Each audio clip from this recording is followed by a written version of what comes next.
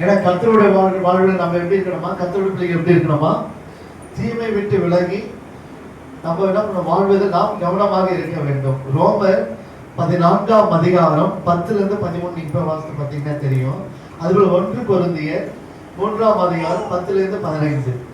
குறிப்பாக நாமும் கிறிஸ்துவ அழைப்பில் கடவுளடி சேர்ந்தவர்களை நினைத்து வருத்தப்பட்டு கொண்டு இருக்காமல் ஆண்டவரோடு அவர்கள் வாழ்வார்கள் என்ற மேலான நம்பிக்கையில் வார்த்தை தேற்றிக் கொள்ள வேண்டும். எப்படி நம்ம இருக்கணும்னா, ஆண்டவரோடு அவர் உருவாடி கொண்டு இருக்காங்க, ஆண்டோடு இருக்கணும் அப்படின்னு சொல்லி முன்னாடி நான் சொன்ன மாதிரி தான்.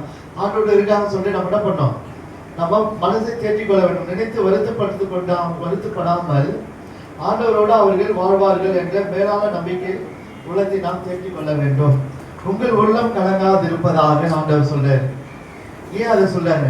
எதுக்கத்தான் நம்ம கலங்கிடுவோம், எதுக்கத்தான் நம்ம பயந்துருவோம், ஐயோ நம்ம இப்படி ஆயிடுவோமோ அப்படி ஆயிடுவோமோ, அது நடக்குமோ இது நடக்குமோன்னு சொல்லிட்டு மன பீதியில என்ன பண்ணுவாங்க, பல பிரச்சனைகள் வரும். அது போல் நம்ம வாழக்கூடாது. அதை கடவுளோட நம்பிக்கை கொள்ளுங்கள் அப்படின்னு சொல்றாரு ஆண்டவர். யோவான் 14ஆம் அதிகாரம் 1வது வசனம் நீங்க வாசிக்கலாம். அது யோவான் 14ஆம் அதிகாரம் 1வது வசனம். உங்கள் இருதயம் கலங்காதிருப்பதாக தேவனிடத்தில் விசுவாசமாய் இருங்கள், என்னிடத்திலும் விசுவாசமாய் இருங்கள். ஏன்னா ஆண்டவர் என்ன சொல்றாரு, விசுவாசமா இருங்கள் தான் சொல்றாரு. நம்பிக்கை வைக்கணும் ஆண்டவர் மீது. நீங்க ஒரு அப்பா அம்மா மீது நீங்க எவ்வளவு நம்பிக்கை வைக்கிறீங்களோ அதுக்குள்ள நம்ம படித்த ஆண்டவர் மீது என்ன பண்ணோம், நம்பிக்கை வைத்துக் கொள்ள வேண்டும். இயேசு தன் பிரிவை ஆண்டவர் என்ன சொல்றாரு, அதுக்கப்புறம் ஆண்டவர் இயேசு தன் பிரிவை நினைத்து வருந்த வேண்டாம் என்று யாருக்கு சொல்றாருங்க, சீடர்களுக்கு சொல்றாரு. நான் பிரிந்து போறேன்னு சொல்லிட்டு நீங்க யாரும் கவலைப்படாதீங்க, நான் உங்களோட இருந்து உங்களை வழிநடத்துவேன் அப்படின்னு சொல்றாரு. அப்புறம் வாஸ்து பகுதி பார்த்தீங்கன்னா ஏசாயா 25:6 நம்ம தியானிப்போம். கர்த்தர் மக்களுக்காக எப்படியெல்லாம் பாதுகாப்பு அளிக்கிறார் என்பதற்கு எடுத்துக்காட்டாக ஏழைகளுக்கு பலனும், நெருக்கப்படுகிற எளியவனுக்கு திறனும், பெருவெள்ளத்துக்கு தப்பும் அடைக்கலமும், வெயிலுக்கு ஒதுங்கும் நீளமாய் இருக்கிறார். ஆண்டவர் எப்படிலாம் இருக்கிறாரு, கர்த்தர் நமது மக்களுக்காக எப்படியெல்லாம் இருக்கிறார் பாருங்க. ஏழைகளுக்கு பலனமா இருக்கிறாராம். ஏழைக்கு எப்படி இருக்காரு, நல்ல நம்ம பலத்தோடு நம்ம பலனோடு இருக்கிறார். நெருக்கப்படுகிறவர்களுக்கு யாவருக்கும் நம்ம திறனா இருக்கிறாரு. நெருக்கப்பட்டு உறங்கிடாமல் கர்த்தர் தான் நம்மை காத்துடாம நம்ம பாட்டு பாடணுமா, அது போல நம்ம எப்படி இருக்கோம், நெருக்கப்படுகிற இடத்துல இருந்து எளியவனுக்கு திறனா இருக்கிறார் ஆண்டவர். பெருவெள்ளத்துக்கு தப்பும் அடைக்கலமா இருக்கிறாரு. வெள்ளத்துல நம்ம என்ன பண்ணாரு, அடைக்கலம் கொடுக்கிறாரு, தூக்கி காப்பாற்றுகிறாரு. அங்குள்ள வெயிலுக்கு ஒதுங்கும் நிழலா இருக்கிறார். நல்லா வெயில இருக்கும்போது மரமா நம்ம என்ன பண்ணாரு ஆண்டவர், நிழல் கொடுத்து நம்மளை தாங்கி வழிநடத்தி வருகிறார். ஏசாயா 41ஆம் அதிகாரத்தில் சொல்ற மாதிரி நான் ஏந்துவேன், சுமப்பேன், தப்புவிப்பேன், பாதுகாப்பேன் அப்படி சொன்னது போல ஆண்டவர் என்ன சொன்னாரு, இந்த வசனத்திலையும் ஆண்டவர் அப்படிதான் கூறப்படுகிறது. அதுபோல பாத்தீங்கன்னா 2வது காரியம் பாத்தீங்கன்னா ஆண்டவர் நம்மளோடு இருந்து என்ன பண்றாரு, ஒவ்வொரு காரியங்களும் வாய்க்க செய்கிறார். அந்த ஏசாயா பகுதி வாஸ்து பகுதியில் பாத்தீங்கன்னா அந்த அர்மதேயம் சொல்லிட்டு போரில கிறிஸ்து என்ன பண்றாரு, வெற்றி பெறாரு. அந்த வெற்றி சிறந்ததை என்ன பண்றாரு ஆண்டவர், அந்த சீயோன் மலையில அனைத்து மக்களோடு விருந்து கொடுத்து என்ன பண்றாரு, சந்தோஷத்தை கொண்டாடுகிறார். அது மட்டும் இல்ல, அந்த இடத்துல என்ன பண்றாரு, மக்களுடைய கஷ்டங்களில் இருந்து விடுதலை ஆக்குகிறார். அவர் ரட்சிக்கப்படுவர்களுக்கு பங்காளர்களாக இருக்கிறார். ரட்சிக்கப்பட்டு நம்ம என்ன பண்றோம், அவரோடு நாம் வாழ வேண்டும். இந்த 9வது வசனம் படிக்குமா, அக்காலத்திலே இதோ இவரே நம்முடைய தேவன், இவருக்காக காத்திருந்தோம், இவர் நம்மை ரட்சிப்பார், இவரே கர்த்தர், இவருக்காக காத்திருந்தோம், இவருடைய ரட்சிப்பினால் களிகூர்ந்து மகிழ்வோம் என்று சொல்லப்படுவோம். களிகூர்ந்து நாம் மகிழ்வோம் சொல்லப்படுது. அப்போ ரட்சிப்பார் ஆண்டவர், நம்மளை ரட்சித்து என்ன பண்றாரு, வழிநடத்தி வருகிறார். அப்போ சாத்தானின்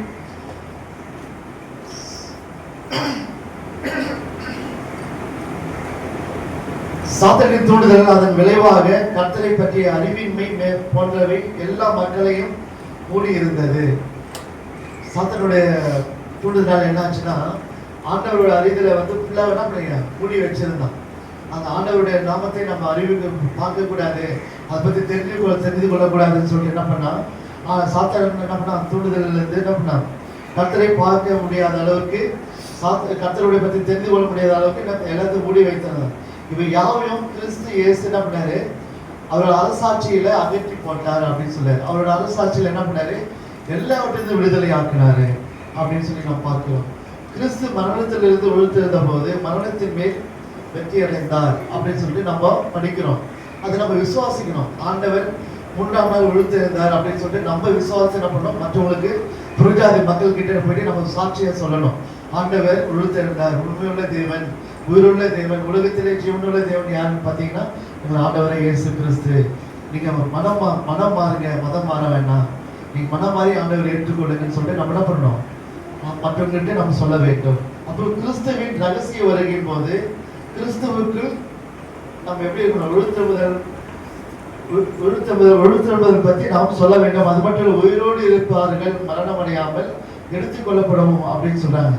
கிறிஸ்து வருகை நாட்களில இறந்தவர்கள் என்ன பண்ணுவாங்க, மீட்டு ஒழுத்துவார்கள் அப்படின்னு சொல்றாங்க. அவங்க யாரெல்லாம் ஒழுத்துவார்கள் பார்த்தீங்கன்னா, கிறிஸ்துவுக்குள் மரித்தவர்கள்.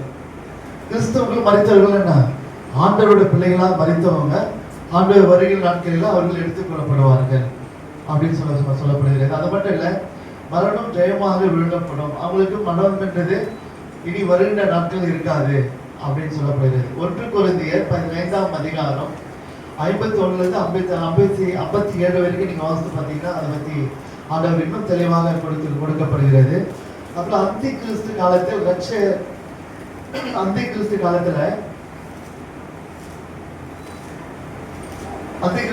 எப்படி இருக்கும், ஆண்டவருக்கு எதிராக நிறைய தீர்க்கதரிசிகள் வருவாங்க, நான் தான் கடவுள்னு சொல்லுவாங்க. அந்த இடத்துல எப்படி இருக்கும், நம்ம சாட்சியுள்ள மக்களாக நம்ம மாற வேண்டும். மரித்தவர்கள் கிறிஸ்து 2ஆம் வருகையின் போது மரணத்தினின்று உயிர்ப்பிக்கப்படுவார்கள். அவங்க மறுபடியும் என்ன பண்ணுவாங்க, மரித்தவர்கள் மீண்டும் உயிர்ப்பிக்கப்படுவார்கள் அப்படின்னு சொல்லுவாங்க. வெளிப்படுத்தின சுவிசேஷம் 20ஆம் அதிகாரம் 4வது வசனத்தில் நீங்க படிச்சு பார்த்தீங்கன்னா தெரியும். பாவத்தில் விழுந்த மரித்த யாவரும் 1000 ஆண்டுகளுக்கு அரசாட்சி முடிந்ததும் உயிர்ப்பிக்கப்படுவார்கள்.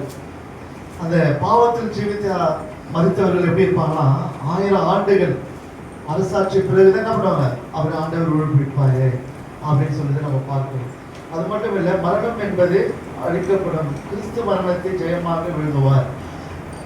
பாவத்தை ஜீவிகளுக்கு மரணம் வந்து அழிக்கப்படுகிறது. ஆனால் கிறிஸ்துவுக்குள் ஜீவிக்கிறவங்க என்னைக்குமே மரணம் என்பது கிடையாது. அவங்க இந்த உலகத்தை விட்டு போனாலும் பரலோக ராஜ்யத்துல அவங்க எப்பவும் மரணம் இல்லாதபடி வாழ்வாங்க அப்படின்னு சொல்லிட்டு ஆண்டவர் நசாட்சியா சொல்கிறார். அப்புறம் வெளிப்படுத்தின சுவிசேஷம் 21ஆம் அதிகாரம் 4வது வசனத்துல என்ன வாசிக்கிறார், அவர்களுடைய கண்ணீர் யாவையும் தேவன் துடைப்பார், நீ மரணமும் இல்லை, துக்கமும் இல்லை, அலறுதலும் இல்லை, வருத்தமும் இல்லை, முந்தினவைகள் ஒழித்து போயின என்று விளம்பினது.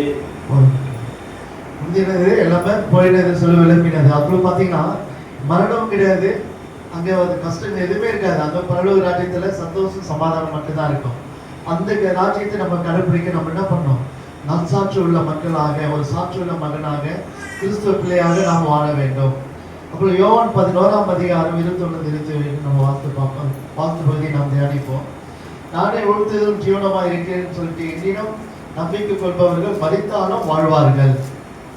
யோவான் 1ஆம் அதிகாரம் 25வது வசனத்துல மரித்தாலும் என்ன பண்ணாங்க, ஆண்டவரோடு வாழ்வாங்க அப்படின்னு சொல்லிட்டு ஆண்டவர் சொல்கிறார். அப்புறம் மரித்தாலும் மாத்தாலும் மரியாதை என்ன பண்ணாங்க, ஒரே கருத்து தான் கூறினார்கள். யாருக்கிட்ட, ஆண்டவர்கிட்ட. ஆண்டவர் நீங்க இருந்திருந்தால் என் சகோதரன் மரித்திருக்க மாட்டான். ஆனா அதோட அங்கே 2 பேரோட விசுவாசம் யாரோட விசுவாசம் பெரிதா இருந்தது, மாத்தாரோட விசுவாசம் ரொம்ப பெரிதா இருந்தது. ஏன்னா மாத்தா என்ன பண்ணா, நம்பிக்கை வைத்தார். ஆண்டவர் ஆயர் அப்படின்னு சொல்லி அவர் விசுவாசம் வச்சு என்ன பண்ணா, கண்டிப்பா மரித்தாலும் ஆண்டவர் பழிக்க வைப்பாரு அப்படி ஒரு நம்பிக்கையோடு என்ன பண்ண, ஆண்டவரே நீங்க இருந்திருந்தீங்கன்னா என் சகோதரன் மதித்திருக்க மாட்டான். ஓடி போய் முன்னாடி முதல் சொன்னது யாருன்னு பார்த்தா மாத்தார். அவங்களுடைய விசுவாசனால என்ன ஆச்சு, லாசருவை உழுதோடு எழுப்பினார் அப்படின்னு நம்ம பார்க்கிறோம். அதோட பெரிய ஒரு காரியம் என்ன அப்படின்னு பார்த்தீங்கன்னா, நடக்க இருப்பது என்னன்னு அவர் உடல்ல யாரு, மாத்தார். அங்க என்ன நடக்க போகுது, ஆண்டவர் உழுத்தேற வைக்க போறாரு அப்படின்னு சொல்லிட்டு மாத்தார் நினைச்சு கூட பார்க்கல. ஆனா அந்த இடத்துல அந்த வார்த்தையை சொல்லிட்டாங்க, நீங்க இருந்தீங்கன்னா சகோதரன் மன்னிச்சிருக்க மாட்டான் அப்படின்னு சொல்லிட்டு. அதுக்கப்புறம் பாருங்க, நமது பிரச்சனைகள் போதும் அப்படின்னு சொல்லி என்ன பண்றாங்க, நம்ம வாழ்க்கையில கூட என்ன பண்றோம், என்ன நடக்க போகுது அப்படின்னு சொல்லி நம்ம நினைக்கிறதே கிடையாது. பிரச்சனை வந்துட்டா ஐயோ அவ்வளவுதான், நம்ம பிரச்சனை இருந்து முழுகிட்டோம், அவ்வளவுதான், முடியாது, நம்ம அவ்வளவுதான் அப்படின்னு சொல்லி என்ன பண்றோம், அதுக்கு அடுத்தது என்ன நடக்க போகுது, ஆண்டவர் நம்மளை எப்படி வழிநடத்த போறாரு அப்படின்னு சொல்லி யாரும் யோசிக்கிறதே கிடையாது. ஒரு துக்கம் வரும்போது ஒரு சந்தோஷம் வரும், ஆண்டவர் கண்டிப்பா கொடுப்பாரு. அந்த துக்கத்தை ஏன் உங்களுக்கு கொடுக்குறாரு அப்படின்னா சிச்சித்து பார்க்கிறாரு, நீங்க அதுல இருந்து விடுதலை வரீங்களா, அதுல நீங்க விசுவாசிக்கிறீங்களா, தன்னுடைய மகனாக இருக்கிறீங்களா அப்படின்னு சொல்லி தான் பார்க்கிறாரு. ஆனா நம்மளுக்கு சிச்சிக்கிற ஆண்டவர் எப்படி கொடுப்பாருன்னா, சோதனை நம்மளை மீறி கொடுக்க மாட்டாரு, நம்மளை தாக்குற அளவுக்கு தான் சோதனை கொடுப்பாரு. அதை மீறி போகுது அப்படின்னு சொன்னா சாத்தானுடைய சோதனை. அப்போ ஏன் சாத்தானுக்கு அவர் வழி விலகி போறாருன்னா, நீங்க பாவத்தில் ஜெபிக்கிறீங்க அப்படின்ட்டு தான் அர்த்தம். அதுக்கு காரணம் என்ன பார்த்தா, நம்ம செய்கிற பாவம், நம்ம செய்கிற சத்துருக்கள் அவருக்கு நமக்கு இடைவெளி உண்டாக்குறது. அது நம்ம இடைவெளி உண்டாகாத அளவுக்கு நம்ம என்ன பண்ணோம், ஆண்டவரோடு இணைந்து நாம் செயல்பட வேண்டும். நமது பிரச்சனைகள் போதும் நாமும் கலங்குகிறோம். பிரச்சனைகள் போதெல்லாம் இப்போ நம்ம அப்படியே கலங்கி போய் நிற்கிறோம். ஆனால் நாம் எதிர்பார்ப்பதை விட மேன்மையானதை கர்த்தர் நமக்காக வைத்திருக்கிறார் என்பதை நாம் உணர்றதே கிடையாது. நம்ம பிரச்சனை வரும்போது நம்ம கலங்கி நின்றுறோம், ஆண்டவரை கூட விட்டுறோம், விலகி போயிடும், பின்மாறி போயிடும். இப்போ பார்த்தீங்கன்னா ஆர்த்தியோட பின்மாறி போயிட்டாங்க, நிறைய நடிகர்கள்லாம் பின்மாறி போயிட்டாங்க, விசுவாசித்தாங்க, ரட்சிக்கப்பட்டாங்க, கடவுளுக்குள்ள வந்தாங்க, மறுபடியும் என்ன பண்ணாங்க, பழைய நிலைக்கு போயிட்டாங்க. ஆனால் அவங்களோட வாழ்க்கையில் எப்படி போயிடுச்சு பாருங்க.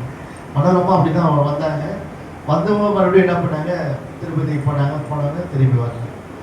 ஏன்னா அந்த வாழ்க்கையை அப்படி பின்மாறி போயிட்டாங்க, விசுவாசத்துல என்ன பண்ணாங்க, குறைஞ்சிட்டாங்க. அதுக்குள்ள நம்ம வாழக்கூடாது. என்ன கஷ்டங்கள் வந்தாலும் என்ன துன்பங்கள் வந்தாலும் கடவுளை விட்டு விலகி போகக்கூடாது. பாட்டு ஒன்று இருக்குதுல்ல, ஒரு பாடல் ஒன்று இருக்குதுல்ல, என்ன கஷ்டங்கள் வந்தாலும் என்ன துன்பங்கள் நேர்ந்தாலும் என்ன சோதனை நேர்ந்தாலும் பல கஷ்டங்கள் வந்தாலும் இயேசு என் பரிகாரி, இந்த ராஜா என் பரிகாரி, இயேசு என் பரிகாரி, இந்த ராஜா என் பரிகாரி, என் ஜீவிய நாட்களெல்லாம் இந்த ராஜா என் பரிகாரி. அப்போ நம்ம எதுக்கெடுத்தாலும் என்ன பண்ணிடணும், ஆண்டவரை நம்ம தூஷிக்கணும். ஏதாவது கஷ்டம் வந்துச்சுன்னா, என்ன இது, நம்ம எவ்வளோதான் பாடல்கள் எடுத்தாலும், ஆண்டவர்கிட்ட நம்ம ஓடி ஊழியம் செய்தாலும், நிறைய கிராமத்து ஊழியத்துக்கு போகிறோம், எல்லாத்துக்கும் போகிறோம், திருச்சபைக்கு போகிறோம், ஒரு சண்டை நம்ம குறையாமல் போயிட்டு இருக்கோம். அப்படி கூட ஏன் அவ்வளோ சோதனை கொடுக்குறாரு, ஏன் அவ்வளோ கஷ்டத்தை கொடுக்குறாரு, நம்மளுக்கு மட்டும் அந்த பாடுகள் அப்படின்னு நீங்கள் நினைக்கலாம். ஆண்டவர் இதோட மேன்மை அவங்களை வைக்க போகிறாரு அப்படின்னு தான் நீங்கள் உணரணும். இப்போ இருக்கிற கஷ்டங்கள் உங்களுக்கு பெரிய விஷயமே கிடையாது. அதுக்கப்புறம் நீங்க எதிர்பார்க்காத அளவுக்கு ஆண்டவர் பண்ணாரு, மேன்மையா வைப்பார். நாம் துயரமான சமயங்களில் இயேசுவை முற்றிலுமாய் நம்பி அவரை நாம் பற்றி கொள்ள வேண்டும். கஷ்டமான நேரத்தில் என்ன பண்றோம், அப்பதான் போயிட்டு முட்டி போறோம். ஆனால் அப்போட என்ன பண்றோம், ஆண்டவரை நம்ம முழுமனதோடு நாம் பற்றி கொள்ள வேண்டும். மத்தேயு 7ஆம் அதிகாரம் 7-11 நீங்க வெளியே வாசித்து பாருங்க.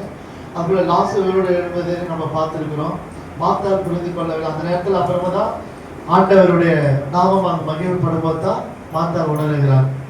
ஆண்டவர் இப்படி வல்லமை கொடுப்பதற்காக தான், இப்படி அற்புதம் நடக்கிறதுக்காக தான் இப்படி ஒரு காரியம் நடந்தது அப்படின்னு சொல்லிட்டு. அதுபோல யோவான் 16ஆம் அதிகாரம் 13வது வசனம், ஆவியானவரின் வழிநடத்துதல் நமக்கு தேவை என்பதை நாம் ஒவ்வொரு நாளும் உணர வேண்டும். அப்புறம் நானே உயிர்த்தெழுதலும் ஜீவனமாக இருக்கிறேன் என்று சொன்ன ஆண்டவர் எப்படிப்பட்டவராக இருக்க முடியும் அப்படின்றத நாம் உணர வேண்டும். இயேசு விசுவாசித்தால் அவருடைய ரகசிய வருகைக்கு முன் நம் மரணம் அடைந்தாலும் கூட அவரால் அச்சமயத்தில் உயிர்த்தெழுதல் அடைவதற்கு நாம் விசுவாசத்தை நம்மை மேன்மைப்படுத்திக் கொண்டு அவரோடு நாம் வாழ முடியும் அப்படின்னு சொல்ல. விசுவாசம் இல்லை அப்படின்னா நம்ம அவரோட வாழ முடியாது. நம்ம எடுத்து செய்கிற காரியங்கள் கூட விசுவாசத்தோடு நாம் செயல்பட்டோம்னா எல்லா காரியங்களும் வாழ்க்கை செய்வாரு. இனி வருகிற நாட்கள் நம்ம எப்படி இருக்கணும் அப்படின்னு சொன்னா, ஒரு நற்சாட்சி மக்களாக, நற்சாட்சி பிள்ளைகளாக, ஒரு கிறிஸ்துவ பிள்ளைகளாக நாம் வாழ வேண்டும். ஜெபம் செய்வோம். கர்த்தர் தாமே நிகழ்வு அனைத்தும் ஆசீர்வாதம் தருவதாக. ஸ்தோத்திரிக்கிறோம் ஆண்டவரே. இந்த உலக வாழ்வை முடித்து நீர் தரும் முடிவில்லா வாழ்விற்கு இணைத்து கொண்ட எங்கள் அன்பு உறவுகளை நினைத்து உமக்கு நன்றி செலுத்துகிறோம் ஆண்டவரே. அவர்களின் தியாகம், துணிவு, பற்றுறுதி, சாட்சி நிறைந்த வாழ்வு ஆகியவற்றை நினைத்து உமக்கு நன்றி செலுத்துகிறோம் அப்பா. ஆண்டவரே, அவர்கள் எப்போதும் உங்களோடு இருப்பார்கள் என்று நான் விசுவாசத்தோடு நான் ஜெபிக்கிறோம் ஆண்டவரே. அந்த ஆன்மாக்களை நான் நினைவுகிறோம் அப்பா. இப்போது கூட கர்த்தாவே, நீர் எங்களோடு பேசுகிறதற்காக உமக்கு நன்றி ஆண்டவரே. ஆண்டவரே, இம்மட்டமாய் வளர்த்து தேவன் ஆண்டவரே, இனி வருகின்ற நாட்கள் கூட அப்பா நீர் எங்களை கண்மணிப்போல் எங்களை பாதுகாத்து வருவீர் என்று விசுவாசத்தோடு நாங்கள் ஜெபிக்கிறோம். துதி கன மகிமை எல்லாம் உமக்கு ஆண்டவரே. இயேசு கிறிஸ்துவின் நாமத்தினாலே ஜெபிக்கிறோம் எங்கள் ஜீவனுள்ள நல்ல பிதாவே. ஆமென்.